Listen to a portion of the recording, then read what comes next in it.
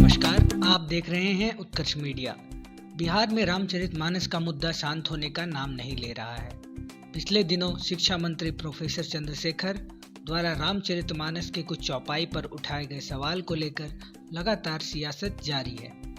कल बिहार विधानसभा बजट सत्र के दौरान शिक्षा विभाग के बजट भाषण में शिक्षा मंत्री ने रामचरितमानस के कुछ चौपाई को लेकर आपत्ति जताई और उसका प्रमाण भी दिया। सदन में रामचरितमानस के बुक दिखाए जाने को लेकर जेडीयू में आपत्ति जताई है। शिक्षा मंत्री प्रोफेसर चंद्रशेखर ने बिहार विधानसभा में रामचरितमानस को हाथ में लेकर कहा कि मैंने रामचरितमानस को लेकर जो बात कही थी उसका समर्थन संघ प्रमुख मोहन भागवत ने भी किया है। वो करे तो नीति और हम करे तो राजनीति।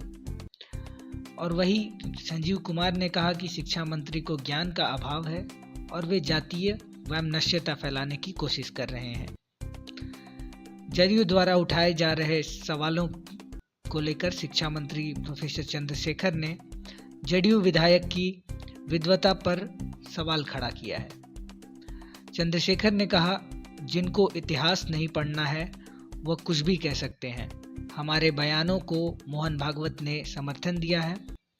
वह भी मानते हैं रामचरितमानस के कुछ चौपाई में त्रुटि है। यह बातें हमें भी कही है।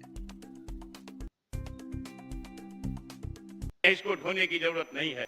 अगर बनना है तो मर्यादा पुरुषोत्तम प्रभु श्री राम के सबरी के जोठ वगैरह खाने वाला समाज बनाओ तो देश विश्व गुरु था तो विश्व गुरु को हासिल करेगा। मगर पता नहीं विपक्ष के साथियों को यह बात अच्छी नहीं लगती है। मैंने तो पुरखों की गलती कहा था और मोहन भागवत जी ने कहा सो महोदय देख लिया जाए। जाति भगवान नहीं पंडितों की देन है। मैं नहीं कहता, इन्हीं के कहते हैं जो संचालक हैं भारत सरकार के सबसे बड़े सरकार का। और दूसरे अवसर पर भी दूसरी बात का भी इन्होंने समर्थन किया। महोदय इसको भी मैं टेबल करूंगा। भागवत बोले स्वार्थी लोगों ने ग्रंथों में गलत चीजों को घुसा दी, समीक्षा जरूरी।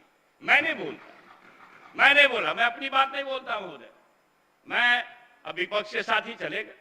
मैं इस विवादास्पद तथकथित विवादास्पद कही गई बातों पर टिप्पणी नहीं करना चाहता था। चूंकि माननीय सदस्य इसी बात पर बहिर्गमन कर गए। मेरी चुनौती है, हैसियत है तो मेरे पास दस्तावेज है। आप आए अंदर में और जवाब दें। विनोद नारायण झा जी बोल रहे, मेरे हाथ में 50 वर्ष पुराना लगभग उसी गीता प्रेस का रामचरितमानस है, जिस गीता प्रेस से सारा रामचरितमानस निकलता है मूल रूप में।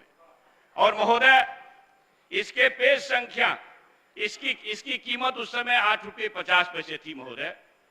मैं ढूंढ के रखा था, इसलिए मैं पूरी सलाहियत से और कर्तव्य निष्ठा से इस सच्चाई को समाज के सामने लाने का प्रयास किया महोदय। इसके पेज नंबर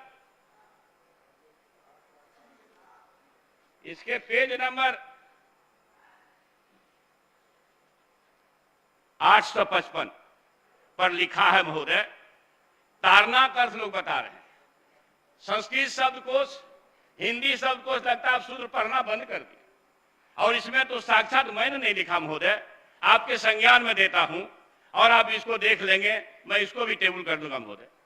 इसमें तारनाक अर्थ सीधे तौर पर लिखा है दंड। महोदय मैं नहीं लिखा। ये 50 साल पुराना शायद ये ग्रंथ अगर मिट जाएगा तो ये षड्यंत्रकारी लोग इसको भी झूठ कर देंगे। महोदय इतना बड़ा षड्यंत्र है। और आज के एडिशन में इस तारनाक अर्थ शिक्षा किसने जोड़ा है, मेरा यक्ष प्रश्न है देश दुनिया के सामने महोदय। मेरे हाथ में दूसरा ऐतिहासिक दस्तावेज है महोदय, जो बंच ऑफ थॉट, मनुस्मृति और कुछ और महाकाव्य जिनकी चर्चा हुई है। मनुस्मृति का पेज संख्या सहित बता देता हूं एक आध महोदय। और इसको ढोने का अगर कोई प्रयास करते हो वो भारत के तकदीर के दुश्मन हैं, भारत के दुश्मन हैं महोदय। इसके पेज संख्या अध्याय 2 श्लोक 135 पृष्ठ 70 में लिखा है, 10 वर्ष का ब्राह्मण 100 वर्ष के क्षत्रिय का पिता होगा महोदय। और किस किस बात के लिए कौन कौन सा दंड नहीं दिया गया, कैसे 10 अंगुल लोहे का सलाख गर्म कर देना है अगर हम किसी के बारे में कुछ बोलेंगे तो। महोदय, एक दो उदाहरण देता हूं, बाकी की जरूरत नहीं है महोदय। ये मेरे हाथ में किताब है महोदय, बड़े इतिहासकार हैं बीसी पांडे साहब, मैंने नहीं लिखा, इन्होंने अपनी किताब में नरबली की भी चर्चा की है, ऋग्वैदिक काल और अनैतिहासिक वैदिक काल की बात। अब यह समाज नरबली नहीं महोदय, अब जवाब देना जानता है। बहुसंख्यक देश के आवाम जवाब देना जानता है महोदय। इसलिए मैं कहना चाहता हूं महोदय, ये चकाचौंध, ये वैभव, ये शोहरत सब है बेकार अगर शिक्षा की रोशनी न पहुंचे सभी गरीबों और शोषितों के घर द्वार, गरीबों के घर द्वार महोदय। हमारे धर्म ग्रंथ के बारे में अगर बोलेंगे बार बार, ये तो मैं पहले भी बोला हूं, अगर आप किसी दूसरे धर्म के बारे में बोलते तो आपका चलना मुश्किल हो जाता। बाकी लेकिन हमारी हिंदू धर्म में सहनशीलता का परिचय देता है, सहन कर रहे हैं हम लोग।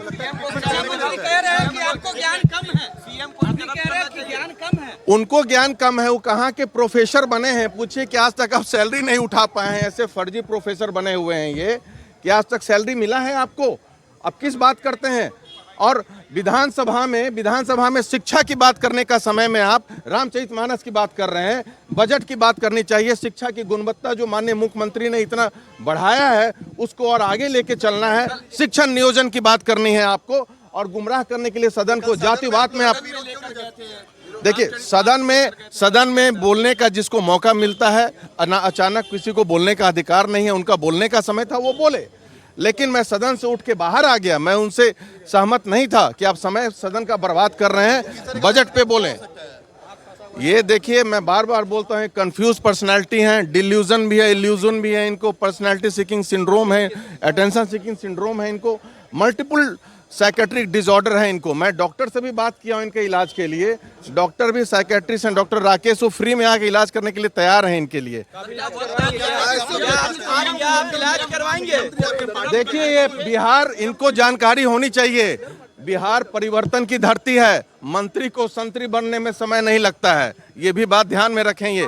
अगर हमारे धर्म के बारे में चाहे किसी धर्म के बारे में बोलेंगे, अगर उसका तिरस्कार करेंगे, उसके धर्म ग्रंथों का, चाहे हिंदू का हो, चाहे मुस्लिम का हो, चाहे जैनिज्म का हो, इनको कोई अधिकार नहीं है। ना ही हमारे नेता माननीय मुख्यमंत्री इसकी इजाजत देते हैं, ना ही हमारी पार्टी देते हैं। देखिए, हम लोग तो जरूर बात रखेंगे कि ऐसा नहीं होना चाहिए। हमारे पार्टी के, हमारे यहाँ में सरकार में मंत्री हैं और हमारे धर्म ग्रंथ के बारे में बोलने का कोई औचित्य नहीं है। हमारा पार्टी का क्लियर कट लाइन है कि हर धर्म का सम्मान करना है, और दलितों को बार बार ये उकसाने की बात गलत तरीके से, जबकि दलितों के विकास के लिए जितना कार्य माननीय मुख्यमंत्री नीतीश कुमार ने किया है, आज तक कोई नहीं किया है। मानस पर बयान क्यों दे रहे हैं शिक्षा मंत्री? ये जदयू के लोग कह रहे हैं कि आप भाई रामचरितमानस पे क्यों बयान दे रहे हैं? भैया मैं तो ये कह रहा हूँ कि जिनको ज्ञान लेना हो इतिहास पढ़ लें, मैं पढ़ा दूंगा। लेकिन वो कह रहे हैं कि भाई कैसे प्रोफेसर है कि आपको ज्ञान नहीं है? भैया जब मोहन भागवत मेरी बात को स्वीकार कर लिया अक्षरशः, तो नई बात क्यों कर रहे हैं आप लोग? आप लोग भी बात करवा रहे हैं, आप ही लोग कह रहे हैं। नहीं कर, मैं कह रहा हूँ, सब लोग अपना विचार दे रहे होंगे। जिनको पढ़ने लिखने की आदत नहीं हो, इतिहास भूगोल न जानते हो, उनके बारे में क्या कहूँगा। मोहन भागवत का भैया बयान निकाल के दिखा दो ना सबको। अरे वो क्या कर रहे हैं उसको छोड़ दे। बीजेपी को लोग को नफरत फैलाना है और उनका दूसरा कोई काम है नहीं। अरे भैया, मैं तो ये कह रहा हूँ कि जिनको इतिहास नहीं पढ़ना है वो कुछ भी कर सकते हैं। मोहन भागवत का जी ने जब मेरे बयान का अक्षरशः समर्थन कर दिया तो कोई बचा क्या? और मेरे पास तो अभी भी डॉक्यूमेंट है, ऐतिहासिक फैक्ट्स है। किसी को सीखना हो तो आके सीख लें। वो लोग कह रहे हैं कि भाई इलाज करवा। वो क्या कर रहे हैं भैया? मैं तो ग्रंथ लेके गया था ना, भाग क्यों गए? बीजेपी के लोग भागना नहीं चाहिए था, ग्रंथ का जवाब ग्रंथ से देना चाहिए था। मेरे पास ग्रंथ है, सबूत है भैया। जो अपमान, सुनिए, जब शूद्र पढ़ लिख लिए हैं भैया, जब शूद्र पढ़ लिख लिए हैं तो ज्ञान दूसरे से लेने की जरूरत है क्या? मोहन भागवत से लोग ज्ञान ले रहे हैं ना। खबरों से जुड़े रहने के लिए बने रहिए उत्कर्ष मीडिया के साथ। चैनल को सब्सक्राइब करें, शेयर करें, लाइक करें। धन्यवाद।